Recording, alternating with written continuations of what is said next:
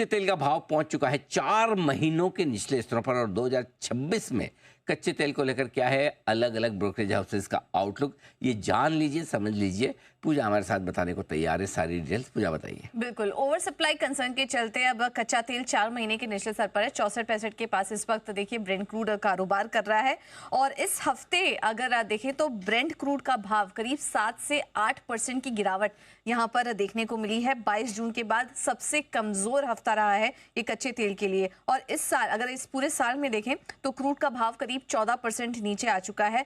12 जनवरी की 52 हफ्ते की ऊंचाई छुई थी क्रूड ने, जिसके बाद अब 22% की गिरावट यहां पर क्रूड में आ चुकी है। इस गिरावट की वजह क्या है? अब देखिए संडे को रविवार को हमने आपको बताया भी था थोड़ी देर पहले कि ओपेक प्लस देशों की बैठक होगी, तो उसके पहले हम देख रहे हैं कि ये थोड़ा दबाव है, ओवर सप्लाई की चिंता बढ़ गई है और ओपेक प्लस का नवंबर में प्रोडक्शन बढ़ाने पर भी विचार किया जा रहा है। तो एक तरफ ओवर सप्लाई की दिक्कत और उसके बाद ये प्रोडक्शन बढ़ाने पर भी विचार है। अब देखना होगा आउटकम क्या आता है, लेकिन ये कुछ ट्रिगर्स हैं। इसके अलावा यूएस क्रूड और गैसोलीन इन्वेंट्री में भी अनुमान से ज्यादा बढ़त देखने को मिल रही है। यूएस टैरिफ से आर्थिक गतिविधि, मैन्युफैक्चरिंग भी प्रभावित हुई है, जिसके चलते हम ये सारी दिक्कतें देख रहे हैं और अब 64 के पास ही आ चुका है। 2026 में एक ब्रोकरेज का व्यू अगर हम देखें तो ब्रेंट क्रूड का भाव, उनका मानना है कि मैक्वारी तो यहाँ पर $61 की बात कर रहा है, वहीं गोल्डमैन की बात करें तो $56 के टारगेट वो क्रूड के लिए देख रहे हैं।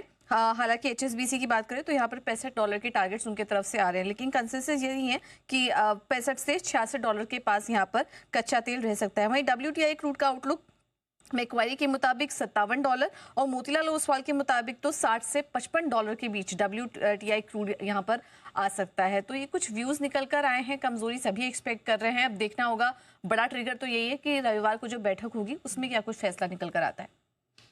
ऑलराइट, कच्चे तेल में तो यहाँ से प्रेशर और बढ़ने ही वाला है। और इनफैक्ट अनिल जी, आपने भी साल की शुरुआत में कहा था कि एक बार 55 से 60 के बीच के दर्शन होंगे, जो एक बार हुए भी हैं।